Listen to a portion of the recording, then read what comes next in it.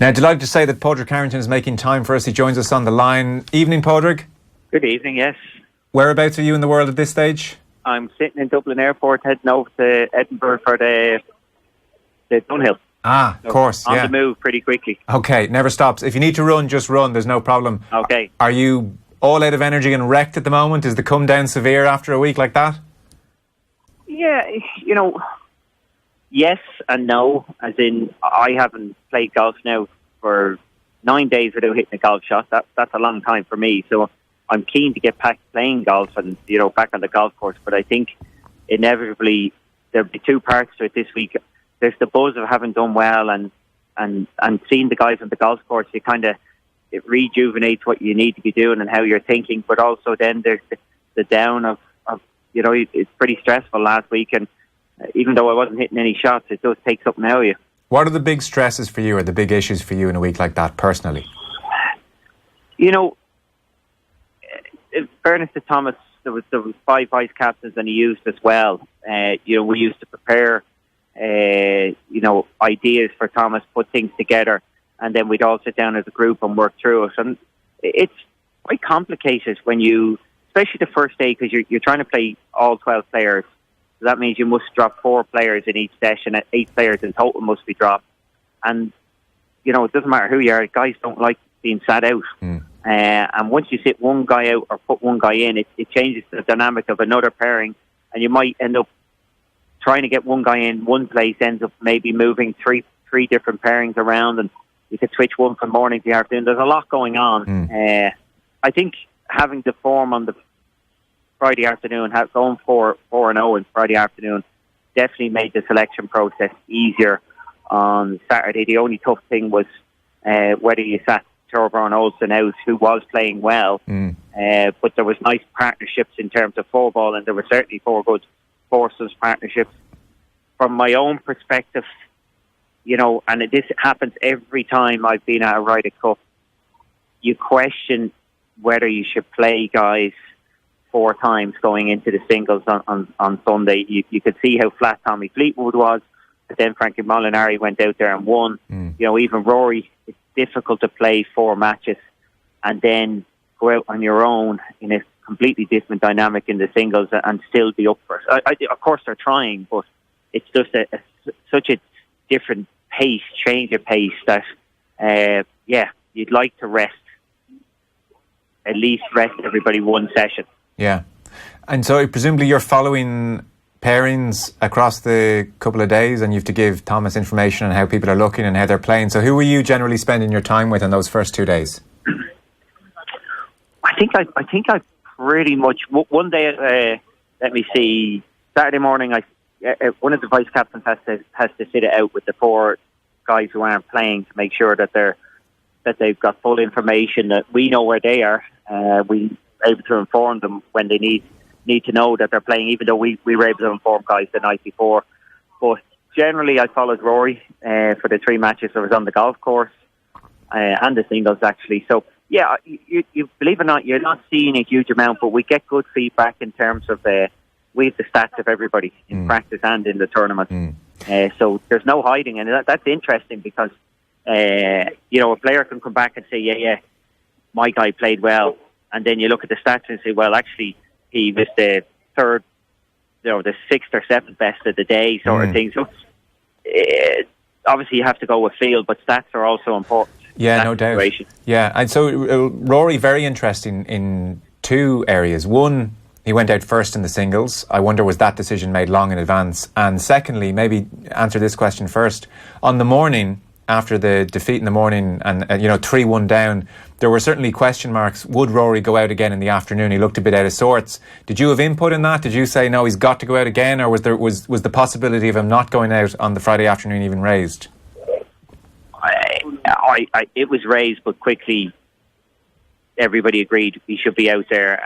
And Rory, you've got to have Rory at the front of our team.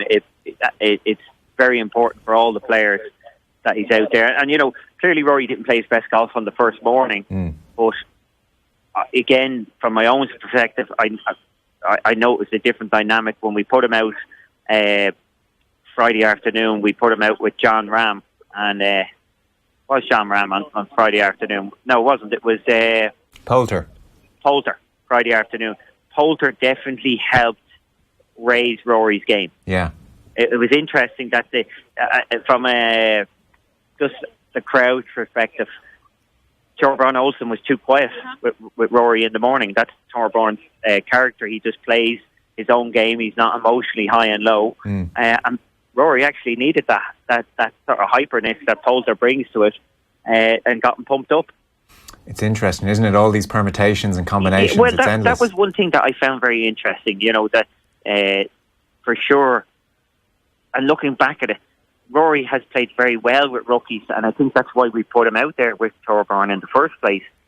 But the rookies he's played with, I think Rory likes a bit of the, having the showman beside him, and it gives him a bit of a buzz that there's that sort of atmosphere. And yeah, it was definitely something I noticed that I would definitely want in the future. That I wouldn't be putting Rory out with somebody who is low intensity. Rory likes a bit of buzz. Yeah, no, it's very interesting. The team afterwards spoke really warmly about the WhatsApp groups and the fun and the general friendships there.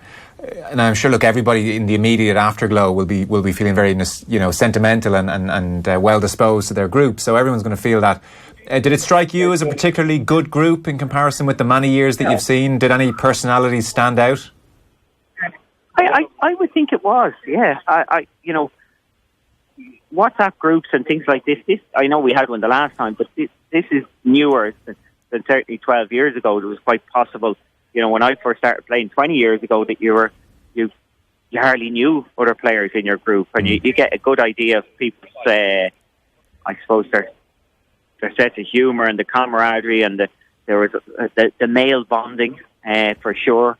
You could see a lot of that. Yeah, it was a very good dynamic in the team, and I think this is something which is different from the States. The Europeans really, really see this as an opportunity, the Ryder Cup, an opportunity to play as a team, an opportunity to get the love and respect of not just your teammates, but the whole of, nearly close to the whole of the world, certainly the whole of Europe. So what's interesting is, like, you can have a Spanish guy at the Ryder Cup being loved by the Irish, being loved by the Germans, Yeah. And that's the guys. Yeah, it's a huge for their careers in Europe in terms of building a profile. Like, you look at Tommy Fleetwood now. Yeah. Tommy Fleetwood is now a personality. I think we've all fallen in love with Tommy Fleetwood. That's exactly, and without the Ryder Cup, he would never have been. Yeah. And how did you find him? Oh, like, Tommy's a lovely guy. We all know him. He's one of the, really, really nice guys. But now he's a personality. Yeah. The Ryder Cup has made him, and if you look back, it's made Poulter, it's made Sergio Garcia. The Ryder Cup makes players into let's face it. Pretty much everybody craves a little bit of that, of wanting to be liked, wanting to be loved by the fans, wanting the excitement, the buzz of people cheering for you. And you can see that in the reactions. The Ryder Cup gives them a forum. And I just don't think the US guys have that. Yeah. They don't have that. They're already loved by the US guys. And they're maybe Patrick Reed. If you think about Patrick Reed, he has many more US fans, certainly up before this Ryder Cup, because of his exploits. So it made him a personality. And did you have any sense of the Spieth Reed stuff and Koepka and Johnson seemed to have a bit of a disagreement? Did you get any mumblings that they weren't as united as the European team were? Not. We didn't notice maybe so much the Reed Koepka thing. The biggest thing to us was that Phil wasn't playing in the 4-ball on Friday morning. That was a shock to us, and we knew we had gone on the first day. We'd really gone all out to spread our team nicely. We didn't go in to the 4-balls and play our 8 best players. We played our 8 best teams on the day, all 12 players. Okay, we didn't expect to lose the 4-ball 3.5, 1.5, but we knew they'd gone all guns in the 4-ball, and we knew we hadn't. So we were comfortable going out in the afternoon. that we had a good team when we knew they were playing a weaker team in the afternoon. And to be honest, maybe they didn't look at the golf course in advance, but yeah, they probably had a few vice captains that were more suitable to be out in the Friday afternoon foursomes necessarily than you know. It does seem an odd mix to us, and certainly brought a bit of confidence to our team. Yeah, I'm sure people looked at Zach Johnson and Matt Kuchar and kind of thought, geez, they're made for this course in a way. Yeah. Somebody like Kevin Kisner sitting at home who would be a fine player on that golf course, would be, Webb Simpson proved it too, a really strong player, put him on the right golf course, just like Frankie Molinari, put him on the right golf course. They're strong players already. All of a sudden, they're the best players. Yeah, well, I want to ask you about the course, because that's been talked about so much. And Jim Furyk was at pains to point out that while Justin Thomas was the only player to play in the French Open, he said within 2 weeks of the French Open, pretty much the whole American team had gone out for 1 day's recce anyway to play the course. And I appreciate tournament is different. Okay, so we kind of see vaguely what is being done between the rough and the crowd well back, so the rough isn't trampled down, and the narrow fairways and the slower greens. I see all that. Were you surprised? I still didn't fully understand why some of the best players in the world with irons or hybrids in their hand on a tee were not finding those same fairways. Well, look, I think if you heard from my perspective, I've been calling this all the time coming into the Ryder Cup. I said, yes, the US are very strong. We are strong, but home advantage will make the difference. The US, as Hazeltine, last time round, got a statistician in, and the statistician says, if you make this into a birdie contest, you will win. Yeah. That's it. Yeah. And that's what they did. They made it no rough, beautiful greens, but very quick and soft and easy pins. And yes, the Americans make more birdies, so they're going to win. We looked at the stats, and we hit 5% more fairways than the US did. So we're like, maybe it might be 65 to 60 percentage of fairways hit, and that was reflected exactly in the number of fairways hit during the tournament. We hit 5% more fairways than they did, and that can make all the difference. And personally, you can obviously you set the golf course up. So the US hit the same number of fairways they normally do. We hit the same number of fairways we normally do. But I think one of the things that you would see from our perspective, they don't like the greens, the pace of the greens, and that's just it. In the end of the day, with the greens are a nice pace, 10.5 to 11, which is just they're used to 11.5 upwards, and it just unsettles them. They're not. Now, mind you, that's the pace that you would see at the Open Championship. So, and the US obviously do quite well at the Open. So it's not unusual, but we know it's an advantage for us. They know it's an advantage that they're stimping at 14, where that's what they're familiar with. And I suppose it's certainly worth 2 points to a team, and like a good team playing well can overcome it, but it's definitely a 2-point advantage having the ability to set the golf course up. Well, I guess a last question really, because you've been good with your time and I know you're busy. Rory has been quick out of the gap to say he'd like to see you lead the team in America. Sergio Garcia, I mean, it's lovely. I saw you two giving each other a big high five at one point, and you're best friends now. It's great. Well, I won't say we're best friends, but we do get on. Okay. And that's what the Ryder Cup does. Yeah, well, true. Well, Sergio has come out and said Padraig should lead the team, he thinks, in 2020. Paul McGinley said it on this show last night that, it feels like it's yours if you want it. And a few weeks ago, you kind of said you had your eye on 2020. So, it's an audacious one to go to America, because it feels like more and more we're going to see home wins because of everything we've just said about course setups. Any part of you kind of think, geez, I might prefer to take a team at home and be able to shape the course? And, it's a daunting thing. No one wants to be a losing captain. No one wants to be a losing captain. There's no doubt that you have a better chance at home. You get more involved at home. You have no say when it's away. But saying that, I think the guys in the team would like continuity.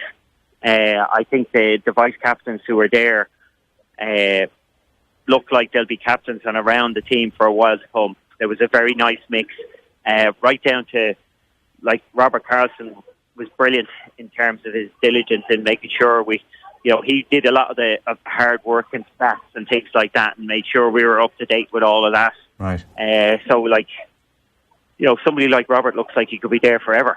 The players really appreciated the vice captain. So I think they're looking for continuity. As regards me going to the States, I think to give the Europeans the best chance, it would look like they would line me up for the next one because of my profile in the States. Yeah.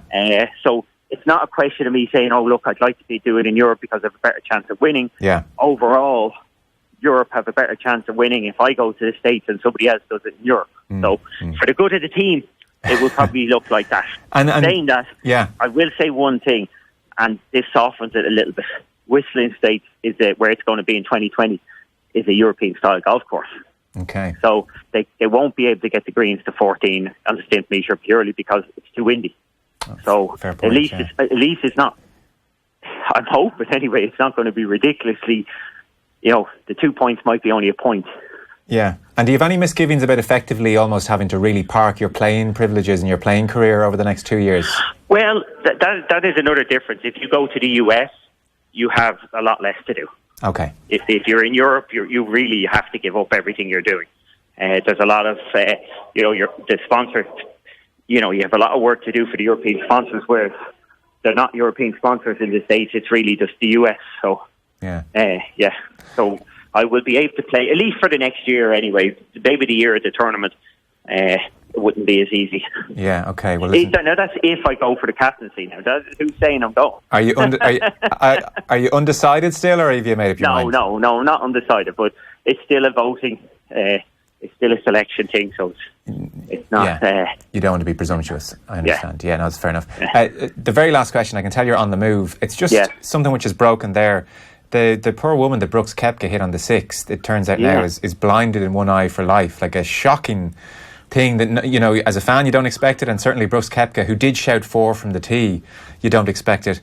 I must say, as a player, if I was like Koepka and hit the ball a million miles away, I don't know, I mean, that would cross your mind the next couple of times you're on the tee and maybe beyond. That could be a very difficult thing for him to get over, notwithstanding, I know the more important issue is that woman's health, but what a dreadful thing after a bad week already for Koepka. Yeah, it is very strange because the French course was probably the best course we have ever been at in terms of the spectators could see, but we're far enough back. So there were so few drops and so few times people hit it into the crowd. And yet on this one rare occasion where Brooks did, it hit somebody and hit somebody badly. I know when it actually happens, it's incredibly unsettling. Right. It's standard practice when it happens for the player to go over and obviously you sign a glove or something like that, but usually there's blood, and that's upsetting enough. In this poor woman's case, obviously it's incredibly serious and somewhat life changing. Definitely life changing going forward. So it's going to affect him. He's going to think about it, and it's never. It is an accident, but it doesn't feel like that when you're the one who was part of it. No, I wouldn't think so. Listen, that's a sombre note to end a brilliant week on. Congratulations. I mean, it looked like great fun as well, and the best of luck this week as well over at the Dunhill. Thank you.